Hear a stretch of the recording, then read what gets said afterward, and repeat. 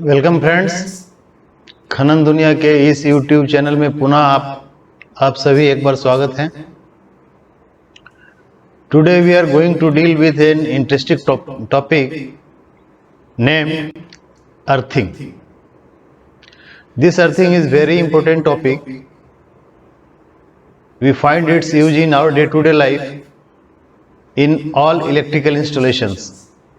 So let's go and look at on this subject in details.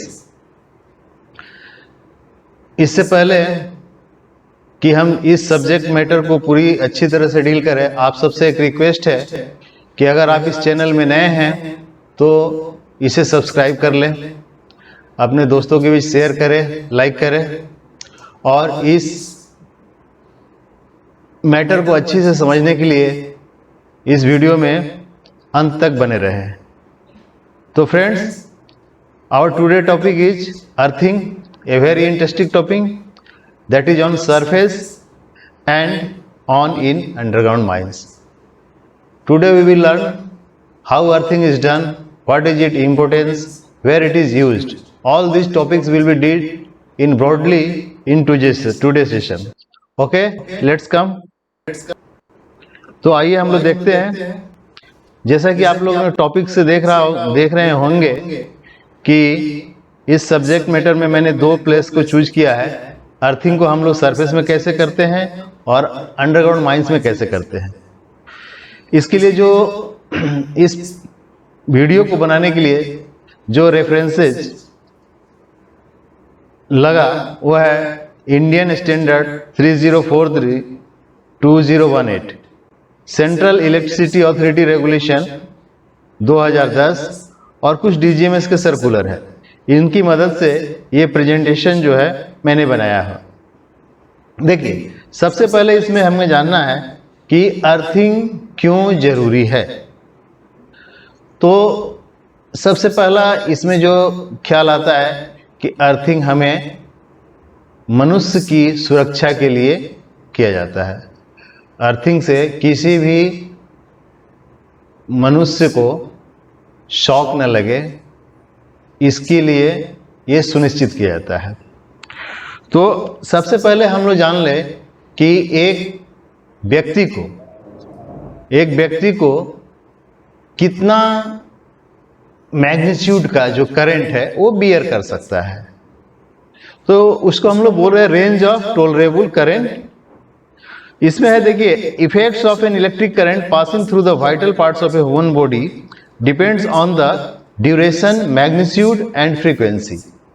इन सारे चीजों पर depend करता है कि व्यक्ति का शॉक किस तरह का लगेगा. The most dangerous consequence of such an exposure is a heart condition known as ventricular fibrillation. तो इसमें जो सबसे खतरनाक स्थिति है कि मनुष्य का हार्ट अगर वेंट्रिकुलर फाइब्रेशन कंडीशन में चला जाए तो उसमें होता क्या है, resulting in immediate arrest of blood circulation. तो उसमें ब्लड सर्कुलेशन जो है व्यक्ति का रुक हो जाता है और व्यक्ति जो है डेथ हो जाता है. तो ऐसा सिचुएशन नहीं आए, इसीलिए कोई भी इलेक्ट्रिकल इक्विपमेंट्स को डील करने के लिए हम लोग अर्थिंग का यूज करते हैं. नेक्स्ट स्लाइड में इसमें देखिए, effect of magnitude and duration of current. Duration यहाँ 0.03 सेकेंड से लेकर 3 सेकेंड के बीच तक कहीं लिया गया है, इससे ज्यादा का नहीं. इससे ज्यादा तो बहुत घातक हो जाएगा. तो इसमें देखिए 2-3 जो स्टेजेज है वो ये है, current of 1 milli ampere is generally recognised as a threshold of perceptions. यानी 1 मिली एम्पियर का करंट अगर मनुष्य के शरीर से पास हो तो मनुष्य को ऐसा कोई उसमें दिक्कत नहीं होगा और वो उसको परसेप्शन से वो मैंने रिकॉग्नाइज कर सकता है, हाँ some current is flowing through my body. Current of 1 milli ampere to 6 milli ampere. अच्छा, मिली एम्पियर क्या है? मिली एम्पियर है 1 एम्पियर का 1000 part. 1 ampere divided by 1000, that is called 1 मिली. और यहाँ चूंकि हम करंट डील कर रहे हैं इसलिए इसको 1 मिली एम्पियर बोल रहे हैं. तो 1 से 6 milli ampere often term let go currents. Though unpleasant to sustains, तो 1 से 6 milli ampere, 1 to 6 milli ampere current जो है उसमें मनुष्य को ज्यादा कुछ तकलीफ इसमें भी नहीं होता है और उसको बियर कर सकता है। In the range of 9 milliampere to 25 milliampere range, current may be painful and can make it difficult or impossible to release energized object grasped by hand. Actual दिक्कत यहाँ से शुरू होता है जब 9 मिलीएम्पियर से 25 मिलीएम्पियर का करंट किसी व्यक्ति को शरीर के अंदर फ्लो होगा तो उसको जो है रिकॉग्नाइज, वो हाथ हटाने में दिक्कत होगा, ये सारा वो ग्रेप्स किया हुआ, तो जैसे बोलते हैं ना पकड़े रह गया, तो पकड़ने में दिक्कत हो सकता है। लेकिन इसके बावजूद भी अगर किसी कारण से उसका वो इलेक्ट्रिक का सोर्स है उसमें हम लोग अगर हटा दे, काट दे, तो वो आदमी पुनः नॉर्मल कंडीशन में आ जाता है। मतलब उसके अंदर में कोई भी आपको परमानेंट डैमेज हैंड या लिम्स वगैरह किसी चीज का नहीं होता है।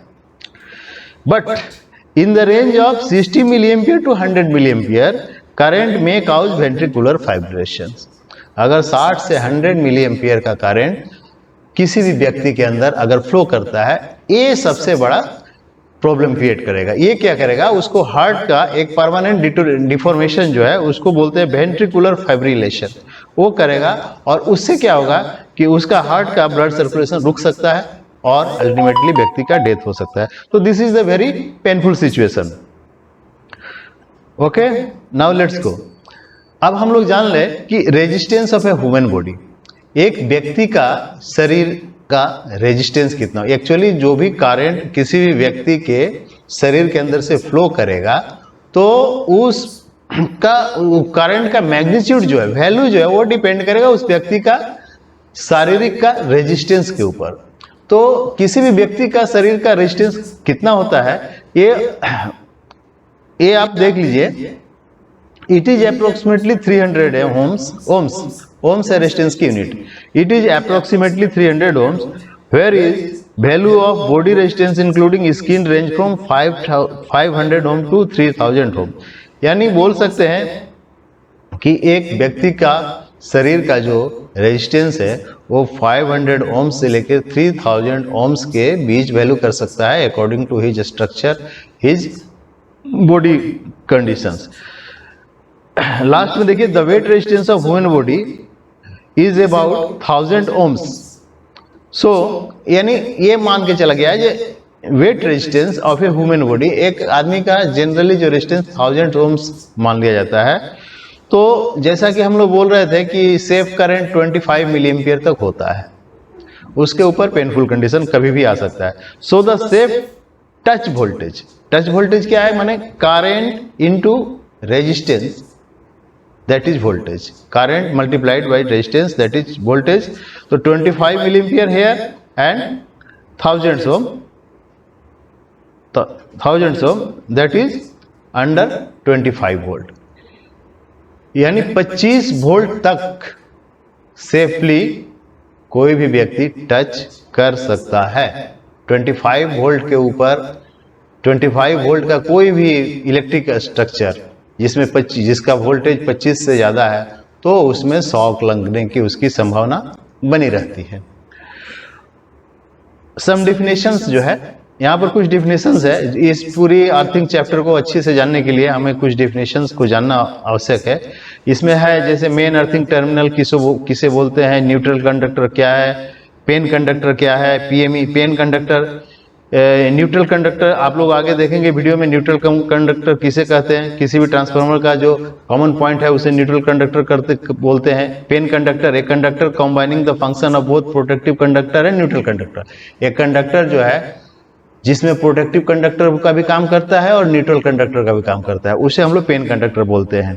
PME protective multiple earthing, CNE combined neutral and earth conductor. Touch voltage, step voltage, these two are actually very important. ये टच वोल्टेज क्या है, समझिए किसी फॉल्टी इक्विपमेंट, फॉल्टी में जिस कोई भी इक्विपमेंट, मोटर हो, ट्रांसफार्मर हो, जनरेटर हो, ओवरहेड लाइन हो, अगर उसका जो मेटेलिक स्ट्रक्चर है उसमें अगर किसी कारण के फॉल्ट कंडीशन होने पर वो उसमें अंदर जो है वो लाइव हो जाता है। अब उस लाइव को जब आप एक्सीडेंटली टच कीजिएगा तो वो उसके अंदर उस इक्विपमेंट के अंदर जो वोल्टेज डेवलप हो गया उसे बोलते हैं टच वोल्टेज। और टच वोल्टेज भी विद इन रेंज होना चाहिए। वो जो जिससे बोल रहे हैं touch voltage with above 25 volt होने से वो डेंजरस है। स्टेप वोल्टेज क्या है? सपोज मान लीजिए कोई मशीन अगर ये हो गया है, आपको लाइव हो गया है, तो उसको वो लाइव होने के बाद वो जहां पर मशीन रखा हुआ है उस दूरी में उस अर्थ पर वो सारा जो है वो वोल्टेज जो है वो फॉर्म हो जाता है। और उसके बाद वो वोल्टेज का जो ग्रेडियंट है वो धीरे धीरे धीरे धीरे जैसे जैसे दूर जाते जाइएगा वो डाउन होते जाएगा। आइए इसे हम एक एग्जाम्पल से समझते हैं, एक फिगर से समझते हैं। यहाँ देखिए, effects of touch potential and step potential on human body. यहाँ देखिए, जैसे आप देख रहे हैं एक ओवरहेड लाइन से एक ट्रांसफार्मर को चार्ज किया हुआ है। इसके बीच में एक सर्किट ब्रेकर है जिसकी मदद से हम इसको ऑन एंड ऑफ कर सकते हैं। सपोज ये फॉल्ट हो गया, यहाँ देखिए दिखाया गया है faulty power transformer having induced voltage on it's metallic body. तो ये किसी कारण से फॉल्ट होने से इसका जो मेटेलिक बॉडी है वो जो है एनर्जाइज हो गया है, चार्ज हो गया है। अब ये देखिए, ये व्यक्ति जो है इसे टच कर रहा है। ये टच करने क्या हो रहा है कि व्यक्ति के शरीर के थ्रू एक करंट फ्लो हो रहा है। तो ये जो बॉडी करंट फ्लो हो रहा है that is due to touch potential. ये जो ट्रांसफार्मर का पोटेंशियल जो पहले जीरो था वो हाई हो गया है, और हाई होने के बाद ये व्यक्ति जो टच किया है और उसके थ्रू से वो करंट फ्लो रहा। अब ये समझ लीजिए हाई अगर 25 वोल्ट से आई है तो इसको 100 हर्ट्ज लगेगा। उसी तरह जैसे ये फॉल्ट ट्रांसफार्मर फॉल्ट हुआ है तो इस ट्रांसफार्मर फॉल्ट होने के बाद इस ट्रांसफार्मर के पेरीफेरी में एक वोल्टेज ग्रेडियंट डेवलप हो जाता है। सपोज ये मान लीजिए ट्रांसफार्मर 3.3 केवी का है, 3300 वोल्ट का है। तो इसका अब एक्चुअली टच वोल्टेज ये कितना वोल्टेज हुआ है, हो सकता है ये इसमें 550 या 1100 कुछ भी इसका बॉडी में डेवलप हो सकता है अगर ये दोनों अर्थिंग जो है ये काम ना करे ठीक से। तो इस कंडीशन में ये जो व्यक्ति है ये अगर इस ट्रांसफार्मर की ओर अप्रोच करेंगे तो ये धीरे धीरे लो वोल्टेज से हाई वोल्टेज की तरफ जाएंगे। यानी मान सकते हैं कि इसका ये जो पैर है, ये समझिए राइट लेग में अगर 500 हो तो यहाँ पर हो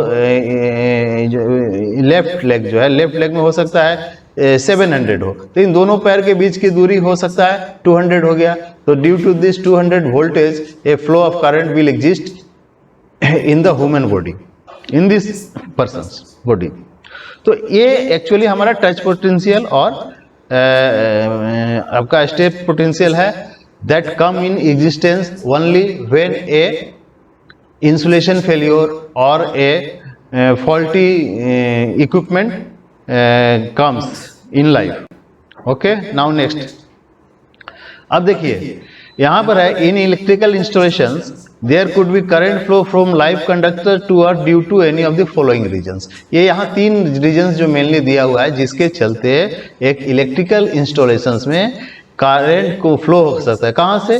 current can flow from live conductors to earth, live conductors से अर्थ। क्या क्या कारण है? Leakage of current through the phase to earth insulation. अगर सपोज फेज और बिटवीन अर्थ का जो इंसुलेशन है वो अगर लीक हो जाए तो वो एक लीक करंट फ्लो होगा। सेकेंड ऑप्शन है, सेकेंड है leakage of current through phase to earth leakage capacitance.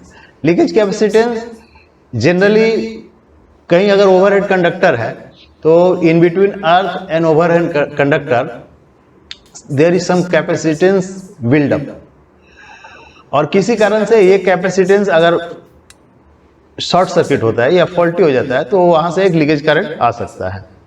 तीसरा है break down of insulation between phase and earth. Phase and earth का जो भी इंसुलेशन है वो अगर ब्रेक डाउन होता है तो ये करंट जो है अर्थ की ओर फ्लो कर सकता है। देखिए ये जान के रखिए कि ये 3 जो कंडीशंस है इसमें हो सकता है। ये जनरली कंडीशंस 1 है, ये आपका नॉर्मल कंडीशन माना जाता है क्योंकि फेज टू अर्थ जो है एक leakage current always in very very micro ampere nano ampere में वो फ्लो करता है, ठीक है ना। अगर वो किसी कारण से अगर वो आपका इंसुलेशन जो है ज्यादा वीक हो जाए तो ये करंट का मैग्नीट्यूड बढ़ जाएगा। उसी तरह ये leakage of current through phase to earth leakage capacitance ये भी सामान्यतः एग्जिस्ट रहता है, और ये भी अगर किसी कारण से ज़्यादा अगर कैपेसिटेंस ड्रॉप कर जाए तो उस केस में ये लीकेज करंट बढ़ सकता है। सबसे बड़ा प्रॉब्लम क्रिएट करता है ये नंबर 3। ये जो नंबर 3 है, ये नंबर 3 अगर break down of insulation between phase to earth के बीच में जो इंसुलेशन हम मेंटेन करके रखे हैं वो अगर किसी कारण से ब्रेक डाउन हो जाता है, इन दैट कंडीशन जो है हमारा एक्चुअल फॉल्ट कंडीशन एग्जिस्ट। तो यहाँ देखिए, यहाँ कुछ हमारा स्टेटमेंट्स है। For example, the line to earth voltage is 3 phase wire, low voltage electrical network is 240 volt, there will be an insulation resistance between the phase conductor and earth or the earth body. As per Government of India CEA, the minimum insulation resistance for an LV network shall be 1 megohm. माने actually हमको किसी भी low voltage network में minimum resistance हमको 1 मेगोम maintain करके रखना। 1 मेगोम से ज़्यादा भी हम रख सकते हैं बट नॉट लेस देन 1 मेगोम। तो ये सारा आपका डिटेल्स है जिसे आप लोग इसमें पढ़िएगा। और इसमें जैसे कि लिखा है कि as human body is sensible current is more than 1 milli ampere, this remains unsensed by a human body coming into contact. यानी 1 मिली, सपोज 240 वोल्ट का अगर एक सिस्टम है और उसमें अगर हम 1 मेगा ओम अगर हम लोग इंसुलेशन रेजिस्टेंस मेंटेन करते हैं तो इन दैट केस हमारा जो करंट फ्लो हो रहा है वो हो रहा आपको माइक्रो एम्पियर में, 2 माइक्रो एम्पियर में। तो माइक्रो एम्पियर में करंट फ्लो होने से हमें कोई नुकसान नहीं है। जब तक वो मोर देन 25 मिली एम्पियर नहीं होता है हमारे लिए कोई ज़्यादा दिक्कत की बात नहीं है। आप लोग एक बात जान के रखिए कि सामान्यतः हम लोग घरों में जो EL सर्किट ब्रेकर लगाते हैं या रेजिडुअल करंट सर्किट ब्रेकर, सारा की सेटिंग 30 या 30 मिली एम्पियर के आसपास होती है। क्यों? ये इसी पॉइंट को, ये जो ह्यूमन का बॉडी को करंट फ्लो कैपेसिटी जो है या सेफ करंट फ्लो लिमिट है, ये 30 मिली एम्पियर को फिक्स किया हुआ है। भाई देखा गया है कि एबव 30 एम्पियर होने से ही उसको दिक्कत होता है। ओके, तो नेक्स्ट जो है इसमें है कि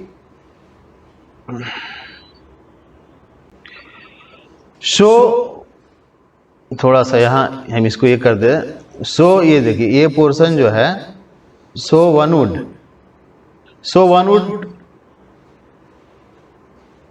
स्लाइड को बड़ा करते हैं। one would want to have a low earth leakage current sensitivity at least in places where the electrical equipment are handled by skilled personnel. This is to avoid spurious tripping and to maintain supply continuity. But as fire could always be a risk, 300 milliampere is generally set as a sensitivity because any leakage current. इसमें देखिए, इसमें है कि आपको एक electrical installation systems है। अब आप उस इलेक्ट्रिकल इंस्टॉलेशंस में जो है कितना लीकेज करंट अलाउ कीजिए। मान लीजिए उस इलेक्ट्रिकल इंस्टॉलेशन सिस्टम को आप इतना बढ़िया से बना दें कि उसमें थोड़ा सा भी लीकेज करंट अगर हो तो वो ट्रिप कर जाए, काम करना बंद कर दे, तो हो सकता है। लेकिन अगर ये कंडीशन आपके लिए एग्जिस्ट करता है या आप अलाउ कीजिएगा तो बहुत सारा दिक्कत है। अगर बार बार अगर लीकेज करंट, थोड़ा सा भी लीकेज करंट में अगर हम अपना इलेक्ट्रिकल इंस्टॉलेशंस को बंद कर दे, उस इन दैट कंडीशन में क्या होता है कि हमारा लीकेज ट्रिपिंग बहुत ज़्यादा हो जाता है और इंस्ट्रूमेंट का ट्रिपिंग ज़्यादा हो जाएगा और कंटिन्यूटी ऑफ पावर सप्लाई जो है मेंटेन हम नहीं कर पाते हैं। तो जहाँ पर मान लीजिए कि पावर सप्लाई को, कंटिन्यूटी को मेंटेन करना हमारा प्राथमिकता है, जैसे हॉस्पिटल्स हो गया या और बहुत सारा इंस्टीट्यूट्स हो गया, तो उस सारे जगह में हमको ये जनरली लीकेज करंट सेटिंग जो है ये हाई रखना पड़ता है। ओके, ये सब देखिए टाइप्स। अब आते हैं हम लोग एक्चुअली जो हमारा ये अर्थिंग सिस्टम है वो 2 तरह का होता है। टाइप्स ऑफ अर्थिंग जो है, एक सिस्टम अर्थिंग और सेकेंड है इक्विपमेंट अर्थिंग। तो हमारा सिस्टम ऑफ अर्थिंग क्या है और इक्विपमेंट का अर्थिंग क्या है, इसके बारे में हम थोड़ा डिटेल्स में देखते हैं।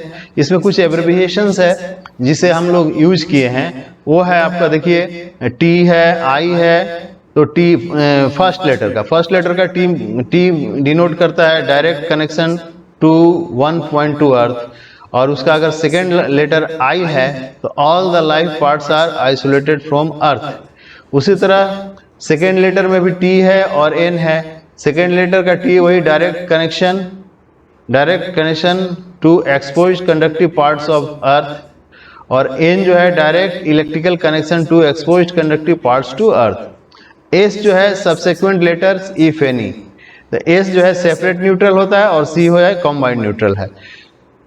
ओके, तो जनरली हमारे पास देखिए जो सिस्टम्स है, अर्थिंग का जो सिस्टम्स है वो हम देखेंगे, ये हमारे पास 5 तरह का सिस्टम्स है। उसमें जो पहला है टीएन सिस्टम्स। ये टीएन सिस्टम क्या है? ये टीएन सिस्टम है जो वन और more points of the source of energy, neutral points of transformer directly earth at source and. The exposed and extraneous conductive parts of the consumer installations are conducted by means of protective conductors to the earth point of the source. In this way there is a metallic return path for each। यानी आगे figure में हम इसके detail से देखते हैं। Generally यहाँ जान के रखिए कि टीएन सिस्टम को फर्दर हम लोग टीएनएस, टीएनसी और टीएनसीएस सिस्टम में क्लासिफाई करते हैं। अब देखते हैं ये एक सिस्टम टीएनएस क्या है। तो देखिए ये टीएनएस सिस्टम है। यहाँ अगर फिगर को आप ध्यान से देखेंगे तो टीएनएस सिस्टम में देखिए कि यहाँ एक थ्री फेज पावर लाइन दिखाया गया है। अब ये 3 फेज पावर लाइन में जनरली होता है क्या है, एक फेज आर होता है, एक फेज वाई होता है, एक फेज बी होता है और एक न्यूट्रल लाइन होता है। तो ये न्यूट्रल लाइन हुआ, और चौथा वायर जो एक लाइन होता है उसको हम लोग बोलते हैं पीई। पीई मींस प्रोटेक्टिव अर्थ कंडक्टर, प्रोटेक्टिव अर्थ कंडक्टर। ये जो ब्लैक कलर से दिख रहा है ये न्यूट्रल कंडक्टर है और ये प्रोटेक्टिव अर्थ कंडक्टर है। तो जनरली ये टीएन सिस्टम में हम क्या करते हैं, देखिए 3 और 2 5 वायर को हम रन करते हैं, 5 वायर को रन करते हैं। यहाँ देखिए सोर्स पॉइंट में एक हम लोग अर्थफिट बना के रखते हैं, सोर्स पॉइंट्स में एक बार अर्थफिट बना के रखते हैं, और जितना भी इक्विपमेंट है यहाँ जैसे देखिए एक 3 फेज लोड दिखाया गया है और यहाँ पर एक सिंगल फेज लोड दिखाया गया है। तो इन सबको एक इंडिविजुअल माने अपना इन लोग का एक अर्थफिट होता है, और इस अपना अर्थफिट से इनको जोड़ के रखते हैं जिसको हम लोग इंस्टॉलेशन अर्थफिट बोलते हैं। तो यहाँ देखिए TN system requires 5 conductors. TN system में कितना कंडक्टर्स लगता है? 5 कंडक्टर्स कौन कौन हुआ? R Y B neutral and एक प्रोटेक्टिव अर्थ, ये ध्यान रखना है। तो for this reason this is a costly system, क्योंकि यहाँ 5 कंडक्टर का जरूरत पड़ रहा है। नेक्स्ट आते हैं, नेक्स्ट है हमारा टीएनसी सिस्टम। टीएन सिस्टम में हम क्या करते हैं कि जो मेन हमारा पावर कंडक्टर है जैसे R phase, Y phase, B phase, ये 3 तो रहेगा ही, और नेक्स्ट जो हमारा न्यूट्रल कंडक्टर है उसमें हम अर्थ कंडक्टर जो था वो न्यूट्रल और अर्थ कंडक्टर को कंबाइन कर देते हैं, एक साथ मिला देते हैं, और इसीलिए इसको हम लोग बोल रहे हैं, देखिए यहाँ combined protective earth and neutral conductor, PEN, इसका नाम पेन कंडक्टर भी है, जो कि हम लोग उस जब डिफिनेशंस देख रहे थे उसमें हमारा पेन आया हुआ था, PEN, वही दिस इज कॉल्ड पेन। तो ये पेन कंडक्टर इसको बोलते हैं, protective earth and neutral conductor. अभी इसमें सोर्स पॉइंट जो है, सोर्स पॉइंट में भी वन ट्रांसफार्मर और एक जनरेटर कुछ भी हो सकता है, तो इसमें जो है सोर्स पॉइंट्स को अर्थ किया हुआ है। और यहाँ देखिए ये जो कंज्यूमर यूनिट में जो लोड पॉइंट्स है, ये लोड पॉइंट्स को हम लोग यहाँ देखिए एक अलग सेपरेट अर्थफिट देकर बनाए हैं। अब देखिए इसका एडवांटेज और डिसएडवांटेज क्या है। जैसे देखिए टीएनसी सिस्टम में आपको प्रॉब्लम क्या होगा, as the protective function and neutral function are combined in one conductor in case of PEN conductor breaks। अगर ये पेन कंडक्टर्स अगर ये ब्रेक कर जाए, पेन कंडक्टर्स मतलब ये कंडक्टर, ये जो प्रोटेक्टिव अर्थ कंडक्टर है, ये सपोज मान लीजिए कहीं से यहाँ से ब्रेक कर जाता है या यहाँ पर ब्रेक कर जाता है, तो ब्रेक करने के बाद होगा क्या, ये ब्रेक करने के बाद होगा ये दिस पोर्शन ये जो है लाइव हो जाएगा, ये पर्सन जो है पोर्शन लाइव हो जाएगा, और यहाँ तक ये जो प्रोटेक्टिव कंडक्टर का जो सेकेंड साइड्स है ये भी लाइव हो जाएगा। तो इसीलिए the exposed conductive parts of an installation become live which may lead to shock hazards. इसमें क्या है कि हमारा शॉक हैजार्ड्स हो सकता है। नेक्स्ट है हमारा टीएनसीएस सिस्टम। तो इस टीएनसीएस सिस्टम में हमारा क्या था, जैसे हमारा टीएनसी सिस्टम में था, टीएन सिस्टम में था कि हमारा अर्थफिट इधर था और ये हमारा ये प्रोटेक्टिव लोड जो था, लोड को अपना इंडिविजुअल अर्थक्वेट होता था। But in TN CS system जो है, इसमें देखिए प्रोटेक्टिव कंडक्टर को जगह जगह अर्थ कर दिया गया है, ऑन ए सर्टेन डिस्टेंस इसको अर्थ कर दिया जाता है। अब इसका क्या फायदा मिलता है? इसका फायदा मिलता है ये फिगर में देखिए, सपोज ये डिस्ट्रीब्यूशन लाइन था, ये सिंगल लाइन डायग्राम करके दिखाया गया है। तो यहाँ देखिए ये मल्टीपल अर्थ हम लोग यहाँ दे के रखे हैं। तो ये मल्टीपल अर्थ देने से क्या होगा, मान लीजिए सपोज कहीं से भी ये कटेगा तो ये इसको फिर अर्थ जो है मिलते रहेगा। तो इसे ये सुविधा है। इसमें देखिए multiple earthing of PEN oblique CN conductor ensures that if the conductor becomes open circuit for any reason, exposed conductor parts remains connected to earth. Under such conditions, the supply voltage between the installation line and neutral conductor is substantially reduced and consumer will experience unexpected voltage variations. है ना? As per statutory provisions for earthing mentioned in clause number IS में दिया हुआ है, TNCS is the most common system adopted by electrical supply undertaking. ये बहुत ही common system है, ये TNCS सिस्टम जो है बहुत ही कॉमन सिस्टम है। और ये इसमें चूंकि एक कंडक्टर का कॉस्ट सेविंग होता है और हमारा प्रोटेक्शन सिस्टम को हम मेंटेन भी कर पाते हैं। कंबाइंड इसमें हमारा न्यूट्रल और आपका प्रोटेक्टिव अर्थ कंडक्टर को कंबाइंड करके सिंगल कंडक्टर में कन्वर्ट कर दिया जाता है। तो इसीलिए ये हमारा पर्पज भी सर्व करता है और इसे ये हमारा एप्लीकेबल है और बहुत मोस्टली यूज्ड होता है। नेक्स्ट जो हमारा सिस्टम है वो है हमारा TT सिस्टम। तो इन दिस TT सिस्टम में क्या है, देखिए TT सिस्टम में आपको जो है it has one or more points of the source of energy directly earth and the exposed and extraneous conductive parts of the installations are connected to local earth electrode. इसमें देखिए local अर्थ electrode में जो है ये जैसे single phase और ये 3 phase, ये दोनों को कंबाइन करके एक लोकल अर्थ इलेक्ट्रोड से कर दिया है। और ये जो है 3 फेज पावर जो है और न्यूट्रल लाइन रन किया गया है, न्यूट्रल लाइन रन किया गया है और यहाँ सोर्स का एक अर्थक्वेट बनाया गया है। तो ये आपका है TT सिस्टम्स। और नेक्स्ट जो है हमारा देखिए IT systems. It has the source either on earth और earth through a high impedance and the exposed conductive parts of the installations are connected to electrically independent earth electrodes. IT system is used where continuity of supply is desired as safety services, fire services. तो देखिए यहाँ पर ये बिल्कुल अभी तक जो हम लोग देख रहे थे कि अर्थिंग सिस्टम्स, इसमें अगर सोर्स को अगर हम चाहे तो अर्थ कर भी सकते हैं, नहीं भी कर सकते हैं, इसमें हम सोर्स को अर्थ नहीं भी कर सकते हैं और अगर कर करेंगे भी तो इसे एक हाई रेजिस्टेंस यानी हाई इम्पीडेंस से अर्थ कर सकते हैं। तो इसमें क्या होता है कि हम जो है फॉल्ट करंट को लिमिट करते हैं। एक्चुअली यहाँ जो है जो कि ये जो हमारा हाई वैल्यू एक इम्पीडेंस यानी रेजिस्टेंस जो इंक्लूड कर रहे हैं, इससे क्या होगा कि हमारा जो फॉल्ट करंट होता है, फॉल्ट करंट वो यहाँ रिड्यूस हो जाता है। तो ये सिस्टम भी एप्लीकेबल है। कहाँ एप्लीकेबल है? जहाँ पर continuity of power is first priority, क्योंकि वहाँ हम ट्रिपिंग अलाउ नहीं कर सकते हैं, पावर ट्रिपिंग अलाउ नहीं कर सकते हैं और इसलिए वहाँ पर हाईली प्रोटेक्टिव सिस्टम के द्वारा इस सिस्टम को अपनाया जाता है। तो factors influencing the choice of earth और अनअर्थ। देखिए यहाँ देखिए ये जो पिछला जो अर्थिंग सिस्टम देख रहे थे इसमें 2 चीज मेनली हम लोग देखे। एक क्या देखे?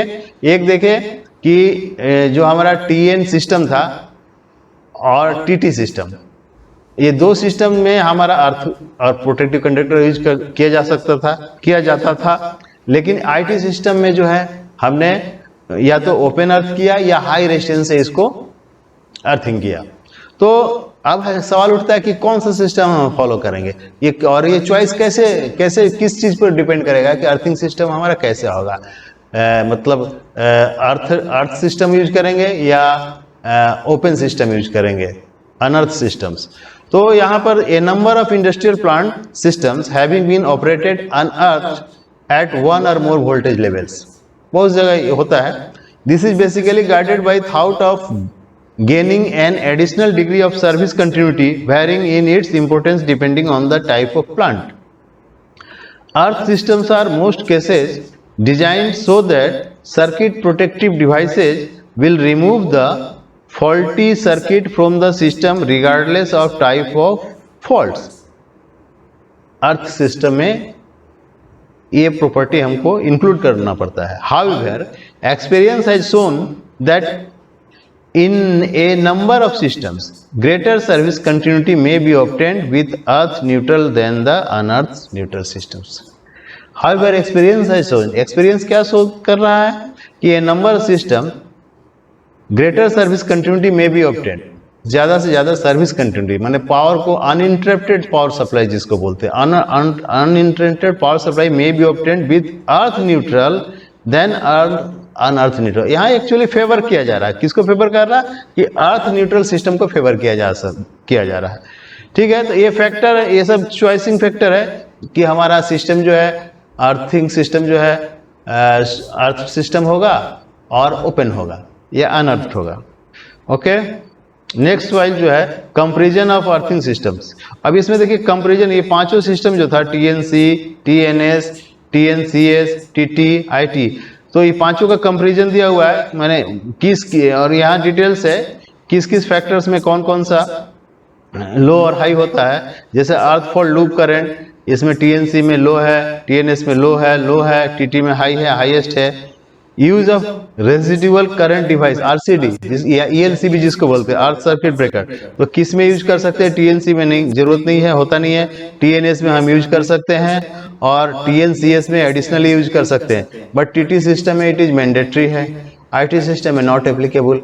तो ये सारा चार्ट दिया हुआ है जो हम लोग इसमें कंपैरिजन क्या है इसे आप लोग डिटेल्स में देखिएगा. नेक्स्ट साइज जो है ये यहाँ दिया गया है एक्चुअली.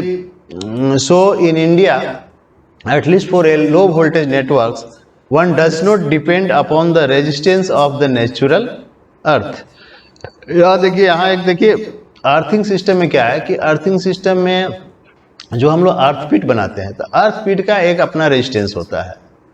तो जैसे कि हम लोग देखें कि इसमें आपको टीटी सिस्टम में या आईटी सिस्टम में देखें तो आईटी सिस्टम में हमारा कोई प्रोटेक्टिव कंडक्टर नहीं था. तो इसमें हमारा अगर फॉल्ट होगा तो करंट कहाँ से फ्लो होगा? करंट एकदम डायरेक्ट अगर फॉल्ट होता है तो थ्रू अर्थ जो है माने जमीन से होते हुए वो पहुंचेगा कहाँ पर? ये सोर्स में. रिटर्न पाथ मिलना चाहिए ना, तो इसका रिटर्न पाथ तो यहाँ हम न्यूट्रल या प्रोटेक्टिव कंडक्टर दिए नहीं है. तो ये करंट कैसे जाएगा? ये करंट आपको थ्रू जमीन, अर्थ का जो क्ले है या सॉइल है उससे होते हुए वो जाएगा. तो ऐसा ये सिस्टम है. वही यहाँ बोला जा रहा है in India at least for LV network one does not depend upon the resistance of the neutral earth, one follow a network called the TN network हम लोग जनरली इंडिया में फॉलो करते हैं. वो टीएन आइदर टीएनसी हो सकता है, TNS हो सकता है, द सेकेंड प्रेफरेबली यानी टीएनएस हो सकता है.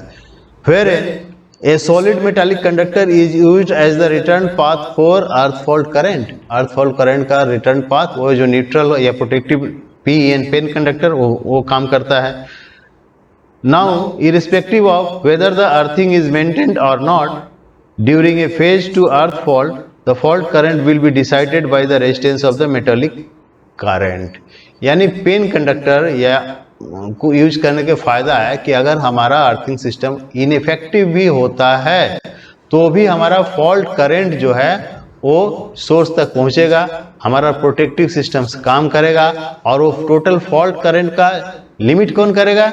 फॉल्ट करंट को लिमिट करेगा ये न्यूट्रल कंडक्टर का जो टोटल रेजिस्टेंस है उसके ऊपर डिपेंड करेगा कि फॉल्ट करंट कितना दूर तक, कितना मैग्नीट्यूड का उसमें फ्लो करेगा. ओके, तो नेक्स्ट स्लाइड में हम जाते हैं. अभी तक जो हम लोग देख रहे थे सिस्टम अर्थिंग, तो सिस्टम अर्थिंग में क्या देखें कि 5 टाइप्स का अर्थिंग सिस्टम्स है. अब एक दूसरा टॉपिक है इक्विपमेंट अर्थिंग. दूसरा टाइप है इक्विपमेंट अर्थिंग. तो इक्विपमेंट अर्थिंग में हम लोग जनरली क्या करते हैं? देखिए यहाँ इक्विपमेंट पर जैसे एक मोटर यहाँ दिखाया गया. अब इस मोटर का जो बेड प्लेट है, बेड प्लेट से 2 जो है अर्थ वायर लिए हैं और 2 अर्थ पीट में इसको जोड़ दिए हैं, अर्थ पीट नंबर 1 और अर्थ पीट नंबर 2. तो इस टाइप का अर्थिंग को हम लोग बोलते हैं इक्विपमेंट अर्थिंग. ये अर्थिंग क्यों जरूरी है? ये अर्थिंग इसलिए जरूरी है कि किसी कारण से सपोज ये मोटर बॉडी अगर लाइव होता है और हम लोग एक्सीडेंटली इसको टच करते हैं तो यहाँ भी टच वोल्टेज जनरेट हो सकता है लाइव होने से, तो ये अर्थिंग किए रहेंगे तो ये जो है पोटेंशियल जो है जीरो पोटेंशियल में इसका बॉडी चला जाएगा और टच वोल्टेज हमारा हाई नहीं हो पाएगा। तो इसीलिए the basic objective of equipment oblique grounding oblique earthing are to ensure freedom from dangerous electric shock voltage exposure to person in the area, to provide current carrying capability both in magnitude and durations adequate to accept the ground fault current permitted by the overcurrent, to contribute the better performance of the electrical system. So these are the advantage of using equipment earthings. Okay, ये soil का resistivity है। Actually मिट्टी जो है, तो मिट्टी में जो हम अर्थिंग करते हैं तो इस मिट्टी का भी एक, जैसे हम लोग बोले ह्यूमन का एक रेजिस्टेंस होता है 500 to 3000 ओम्स के बीच में वैल्यू करते हैं, तो मिट्टी का भी रेजिस्टेंस होता है। तो मिट्टी का जो रेजिस्टेंस है वो मिट्टी का रेजिस्टेंस वाटर कंटेंट के ऊपर मेनली डिपेंड करता है। किसी मिट्टी में अगर ज़्यादा वाटर कंटेंट है उसका रेजिस्टेंस लो होगा, और उसका वो ड्राई अगर सॉइल है तो उसका रेजिस्टेंस हाई होगा। और चूंकि ये मिट्टी में हम आगे देखेंगे कि दो टाइप का हम लोग अर्थिंग इलेक्ट्रोड डालते हैं, एक प्लेट अर्थिंग और पाइप अर्थिंग। तो उस अर्थ इलेक्ट्रोड का रेजिस्टेंस निकालने का ये फॉर्मूला दिया गया है। ये हमारा जो इंडियन स्टैंडर्ड है उसी का पार्ट है, इसे आप लोग देख लीजिएगा।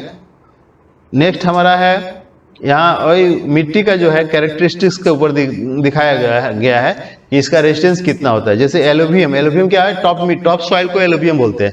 तो एलुवियम एंड लाइटर क्ले जो है उसका प्रोबेबल वैल्यू जो है ओम जो है 5 ओम्स ओम मीटर में है, इसका रेजिस्टेंस दिया हुआ है।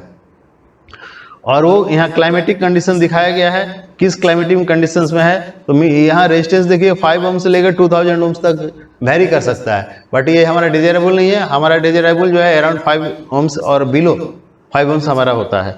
नेक्स्ट स्लाइड में जैसा कि हम लोग देखेंगे। अब यहाँ देख लीजिए हमारा ये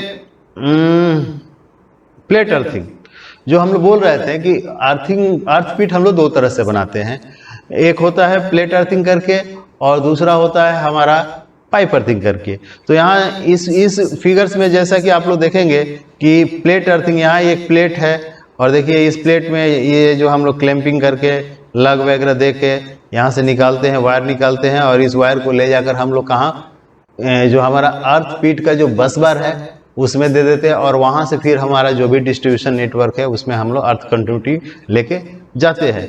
तो ये हमारा ये मेथड्स है, और ये इन डिटेल्स इसको हम लोग किसी अगले वीडियो में देखेंगे कि अर्थपीट को कैसे हम लोग डिज़ाइन करते हैं, कैसे बनाते हैं। लेकिन अर्थपीट लगेगा, अगर आप कहीं भी अर्थिंग सिस्टम डेवलप कर रहे हैं तो उस जगह आपको मल्टीपल अर्थपीट्स बनाना पड़ेगा।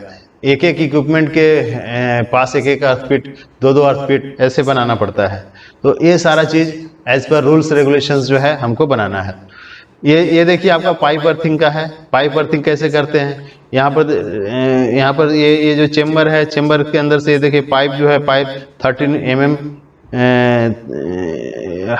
थिक और 100 यानी 4 इंची इंटरनल डायमीटर CI पाइप है।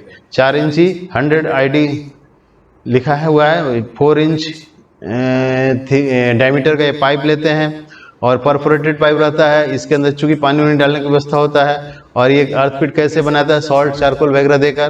तो ये सारा चीज़ हम लोग किसी नेक्स्ट वीडियो में, सिर्फ अर्थिंग क्या है, आज हम लोग अर्थिंग एज ए होल जानने की कोशिश करते हैं कि अर्थिंग क्या है, अर्थिंग का नेसेसिटी क्या है, where it is used, why it is used. So all these questions to be answered here. Next देखिए हमारा maximum permissible resistance of earthing systems. ये जो अर्थ सिस्टम है, अर्थ सिस्टम जहाँ अर्थिंग करते हैं हम लोग, जो इलेक्ट्रोड्स डालकर, पाइप इलेक्ट्रोड्स, प्लेट इलेक्ट्रोड्स ये सब डालते हैं।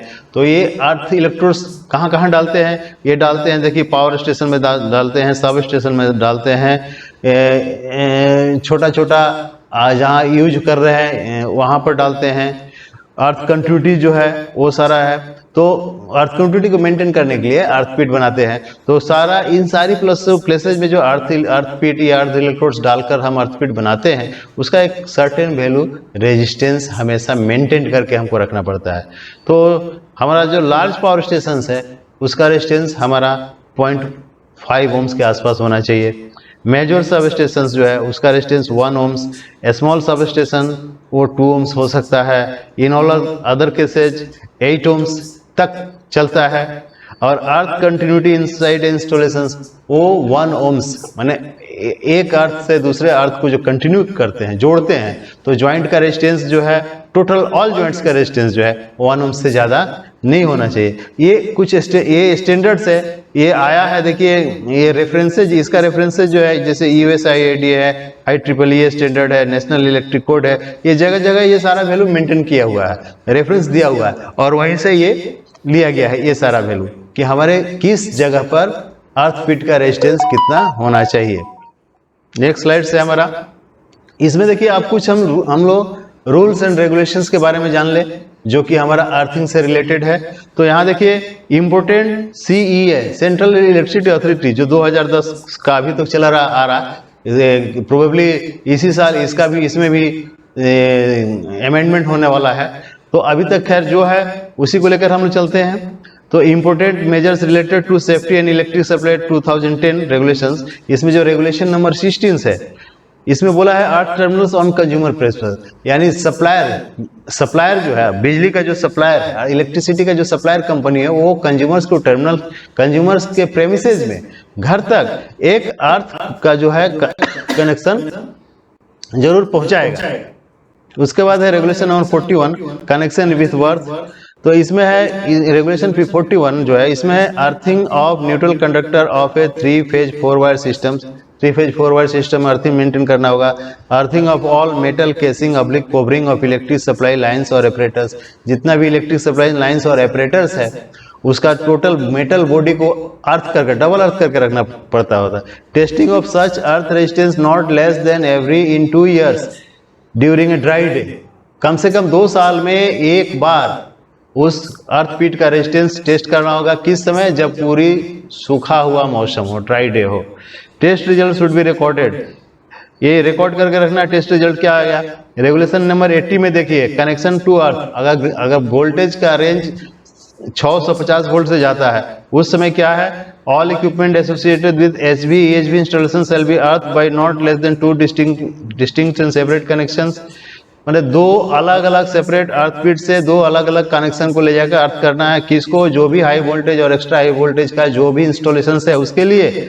और उसमें टेस्टिंग लेकिन है साल में एक बार करना है। पिछला रेगुलेशन में देख रहे थे जो कि लेस देन 650 वोल्ट का था, उसमें 2 साल में एक बार करना था, यहाँ साल में एक बार करना था। Regulation number 72 earthing in distribution system all metal supports and all reinforced pre-stressed cement concrete supports of overhead lines and metallic fittings attached shall be permanently and effectively earthed।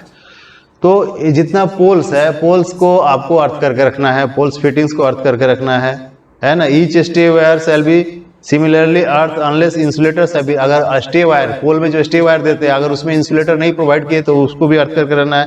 Regulation 90 जो है अर्थिंग गार्ड वायर, जहाँ भी live wire को guard करने के लिए जो हम वायर्स लगाते हैं तो उसको भी अर्थ करके रखना है। Regulation number 3 safety and protective device. Safety and protective device जो है फॉल्ट करंट को लिमिट करने के लिए हम लोग सेफ्टी एंड प्रोटेक्टिव डिवाइस लगाते हैं, उसके बारे में लिखा हुआ है। प्रोटेक्शन अगेंस्ट लाइटिंग देखिए थंडरिंग और लाइटिंग जो होता है तो लाइटिंग के लिए हम लोग लाइटिंग अरेस्टर लगाते हैं। तो लाइटिंग अरेस्टर को जब भी लगाते हैं तो लाइटिंग अरेस्टर का एक पोर्शन क्या होता है? एक पोर्शन लाइन के साथ जुड़ा होता है और उसका एक दूसरा पोर्शन जो है वो अर्थ होता है। तो उस अर्थ को जो है हमको सेपरेट अर्थ पिट में ले जाना है और सेपरेट वायर के साथ, ये नहीं कि हम वो पोल में ही जोड़ दे, ऐसा नहीं करना है। उसी तरह method of earthing, method of earthing where earthing is necessary in a mine, ये देखिए माइन से बोला हुआ है। Where earthing is necessary in mine it shall be carried out by connection of an earthing system at the surface at the mine and in manner approved by the inspector. जैसा कि आप लोग जानते हैं कि हम लोग सरफेस में तो अर्थपीट बना लेते हैं, अर्थपीट बनाकर अर्थ कर दे रहे हैं, लेकिन माइन में क्या करें? माइन में तो हमारा एल्यूमिनियम है नहीं, सॉइल है नहीं, तो वहाँ हम अर्थपीट कैसे डेवलप करेंगे? तो वहाँ पर हम लोग क्या करते हैं कि अर्थपीट का को ट्रांसफर करके ले जाते हैं नीचे। ट्रांसफर कैसे करते हैं कि सरफेस से जो पावर हम लोग ले जाते हैं ट्रांसमिट करके नीचे, वो थ्रू केबल्स में जाते हैं। तो देखिएगा केबल्स में जो है आर्मर होता है, आर्मर डबल आर्मर होता है, तो उस डबल आर्मर को अर्थ करके हम लोग ले जाते हैं। डबल आर्मर को अर्थ करके अर्थ को जो है हम लोग ट्रांसफर कर लेते हैं कहाँ, जो हमारा माइन के इंटरनल माइन के अंदर जो सब स्टेशन है वहां से ले जाते हैं। फिर उसी अर्थ पिट में फिर उसी आर्मर को कनेक्शन करके जहां जहां हम माइन के अंदर इक्विपमेंट लगाएंगे सारे जगह उसी अर्थ को कनेक्शन करते करते लास्ट डिवाइस, माइंस में जो लास्ट डिवाइस है वहां तक हमको अर्थ कंटिन्यूटी मेंटेन करते जाते हैं। तो इसीलिए इन केस ऑफ अंडरग्राउंड माइंस हमको अर्थ कंटिन्यूटी जो है एक बहुत ही वाइटल पॉइंट्स है। इसमें हमको देखना पड़ता है कि किसी भी ज्वाइंट का रेजिस्टेंस ज़्यादा मत हो जाए, इसलिए साउंड कंडीशन में अर्थ करते हैं, डबल वायर देकर अर्थ करते हैं, और बाकायदे जो हमारा अर्थिंग कनेक्शन प्रोसीड्यूर है, अर्थिंग और कनेक्शन प्रोसीड्यूर है, सारा को फॉलो करते हैं। उसके बाद रेगुलेशन 100 जो है ये बहुत इंपॉर्टेंट रेगुलेशन है। देखिए यहाँ पर वाला प्रोटेक्टिव इक्विपमेंट, देखिए इसमें in the interest of safety appropriate equipment shall be suitably placed in mines for automatically disconnecting supply to any part of the systems. क्या बोल रहा है, in the interest of safety को ध्यान में रखते हुए हमको माइंस के अंदर प्रोटेक्टिव सिस्टम जो है डेवलप करके रखना होगा, जो इन case of any fault automatic detect कर सके और सप्लाई को स्टॉप कर सके। Where a fault including an earth fault occur and current shall not be more than 750 milliampere in installations of voltage exceeding 250 volt and up to यहाँ 1000 volt होगा, sorry up to 1000 volt,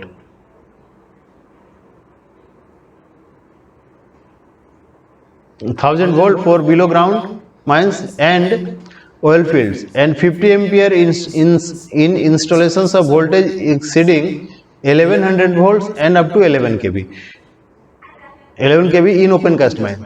यानी ये underground mines में हमारा जो है आपका ये लीकेज करंट जो है या फॉल्ट करंट है वो हमारा 750 मिली एम्पियर से ज़्यादा नहीं होना चाहिए। Where is in open cast mines में इसे हम 50 एम्पियर तक अलाउ कर सकते हैं।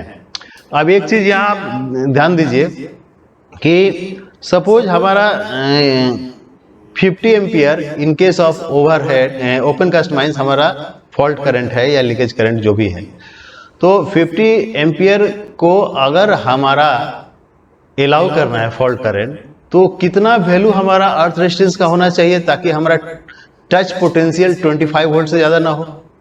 Obviously it should be 0.5 ohms। यानी अगर हम 11 के भी सिस्टम यूज कर रहे हैं और अगर हमको 50 एम्पियर करंट अलाउ करना है तो हमारा अर्थ पिट का जो रेजिस्टेंस है वो 0.5 ohms से ज़्यादा नहीं होना चाहिए। अदरवाइज क्या होगा कि हमारा टच पोटेंशियल ज़्यादा हो जाएगा, और अगर हमारा टच पोटेंशियल ज़्यादा हो जाएगा तो एक्सीडेंटली जो कोई भी इक्विपमेंट अगर लाइव होता है और उसको कोई एक्सीडेंटली टच करता है तो वो हायर वोल्टेज से उसको शॉक लग सकता है। The operation off switch gear and relay shall be recorded daily, ये सब रिकॉर्ड होगा और इसका इफेक्टिवनेस को चेक किया जाएगा। तो यहाँ एक दो पॉइंट मेन है, वो है कि आपका अंडरग्राउंड माइंस में 750 मिली एम्पियर से ज़्यादा आपको फॉल्ट करंट या अर्थ लीकेज करंट नहीं होना चाहिए, और in case of open cast mine it should not be more than 15 ampere. Earthing metals में क्या है, इसे आप लोग ध्यान से पढ़िएगा। अर्थिंग मेटल्स में है कि आपको किसी भी माइंस के अंदर भी किसी भी इक्विपमेंट को आउटर बॉडी को हमको अर्थिंग करके रखना है। तो अर्थिंग कैसे करेंगे, अर्थिंग वही करेंगे जो हमारा आर्मर्ड जो आता है उस आर्मर्ड के साथ इसको हम जोड़ के रखते हैं और अर्थ कंटिन्यूटी को मेंटेन करते हैं, ताकि in case of any fault phase to earth fault हमारा फॉल्ट करंट को ट्रांसमिट कर सके। कहाँ तक, जो सोर्स है, सोर्स हमारा क्या है, सोर्स हमारा जनरली जो है सरफेस पर जो ट्रांसफार्मर रखा होता है वो हमारा सोर्स होता है। तो हमारा फॉल्ट करंट को थ्रू आर्मर आर्मर्स होते हुए आपको न्यूट्रल, ट्रांसफार्मर के न्यूट्रल पर जाना है। इस बीच में मान लीजिए कहीं भी ब्रेकेज हो जाता है आर्मर का कोई कनेक्शन, तो हमारे लिए फॉल्ट करंट जा नहीं पाएगा और वो जहां से जिस भी इक्विपमेंट ये फॉल्ट हुआ है वहां वो चार्ज हो जाएगा और एक्सीडेंट को इनवाइट करेगा। तो ये रेगुलेशन 101 भी बहुत इंपॉर्टेंट है। अर्थिंग ऑफ न्यूट्रल पॉइंट्स, इसमें देखिए where the voltage of an alternating current system exceeds 30 volt the neutral और mid point shall be earth. किसी भी सिस्टम में बोल रहा है कि वोल्टेज अगर 30 वोल्ट से ज्यादा होता है और उस सिस्टम में कोई भी न्यूट्रल कोई भी ट्रांसफार्मर लगा हुआ है तो उसका न्यूट्रल पॉइंट को आपको अर्थ करना है, ठीक है ना, फॉर द सेफ्टी। उसके बाद जनरल सेफ्टी रिक्वायरमेंट्स फॉर, ये अर्थिंग से संबंधित जनरल सेफ्टी रिक्वायरमेंट्स है। इसमें आप लोगों को थोड़ा सा समय देकर पढ़ना है। इसमें एक चीज देखिए, the minimum size of earthing lead used in an installation shall have nominal cross sectional area of not less then 3 mm²। मतलब 3 mm² से कम क्रॉस सेक्शनल एरिया का कोई भी जो है हमारा अर्थ लीड नहीं यूज होगा। हालांकि अंडरग्राउंड माइंस में ये 15 mm² से कम नहीं होना चाहिए। ये प्रोबेबली ये सर्विस के लिए है। यूजी में आप लोग जैसा कि पिछले हम लोग देख रहे थे उसमें आपको था कि 15 mm² से कम नहीं होना चाहिए, या जो मेन लीड है उसका डायमीटर से या उसका क्रॉस सेक्शनल एरिया से हाफ होना चाहिए। तो ये हमारा प्रोविजंस है। तो ये सारा है। उसके बाद यहाँ जो है हमारा वो कुछ गेज कन्वर्सन्स है SWG, अगर आपको जरूरत लग सकता है, क्योंकि अर्थिंग है तो अर्थिंग में बहुत समय वायर का गेज जरूरी पड़ता है, तो ये दिया हुआ है। तो अब हम लोग ये लास्ट में आ गए हैं। ओके फ्रेंड्स, तो thanks for your patience viewing. Please don't forget to subscribe, like and share, and also please comment. Thank you once for watching.